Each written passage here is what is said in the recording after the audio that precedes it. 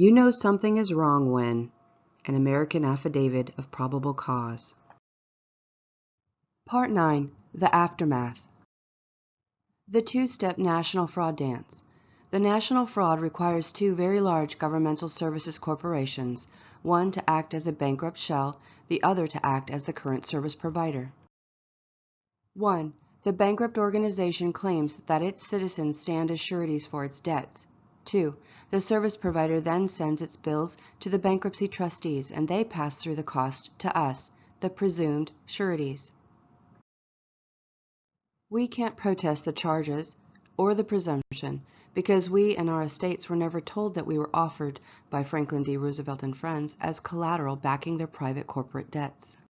Imagine that a fast food chain is facing bankruptcy, so it calls together all the local franchise owners, and they pledge their customers and their customers' assets as co-signers and collateral backing their debts. That's what happened in America in 1933. Planned bankruptcy, identity theft, and credit fraud. Welcome, suckers. The United States Commercial Company operated from 1754 to 1863 was bankrupted by foreign banks during the Civil War.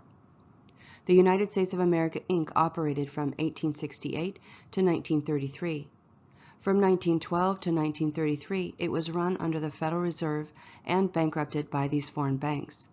It then entered Chapter 11 reorganization and was used as the pass-through shell company until July of 2013.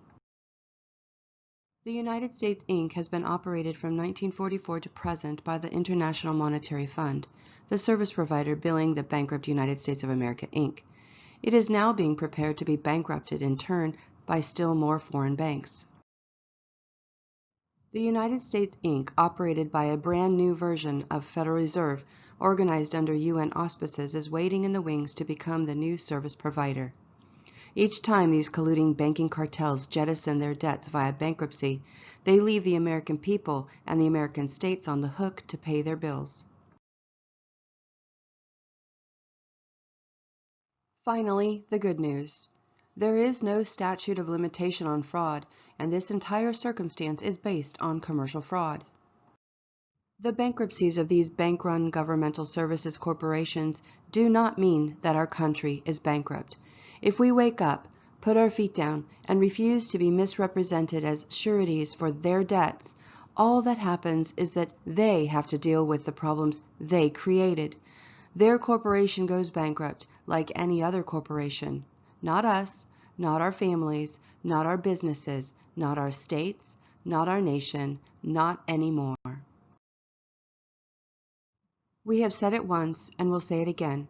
Every living American state citizen has more civil authority on the land than the entire federal government. There are over 390 million organic states of the Union, including the now 50 geographically defined states and the living people inhabiting them.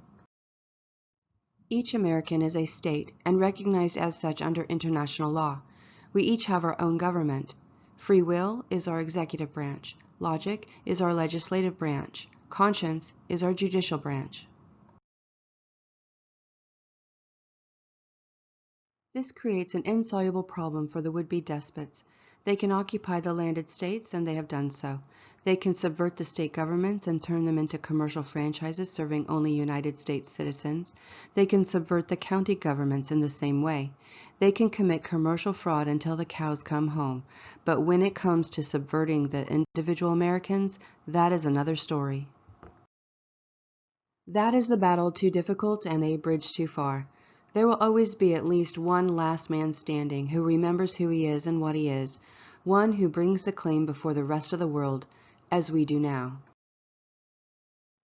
We are able and competent to present ourselves as states of the United States of America, endowed by our Creator with all the faculties of self-government, flying the peaceful civil flag of the United States of America, Major, bringing forth this affidavit in behalf of all the American states and placing it firmly on the record before Pope Francis, Global Estate Trustee, Her Royal Majesty Elizabeth II, our Trustee on the High Seas and Inland Waterways, the Secretary of the Treasury, the President, the Joint Chiefs of Staff, the International Bar Association, the members of Congress, everyone pretending to be a judge, the American people, and you.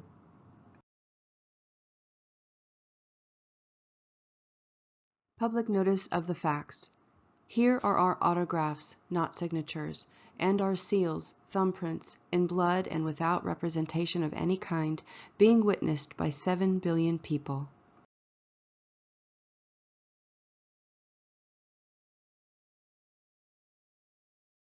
Purchase a hard copy of this book at Amazon.com or download a free PDF copy at states.americanstatenationals.org.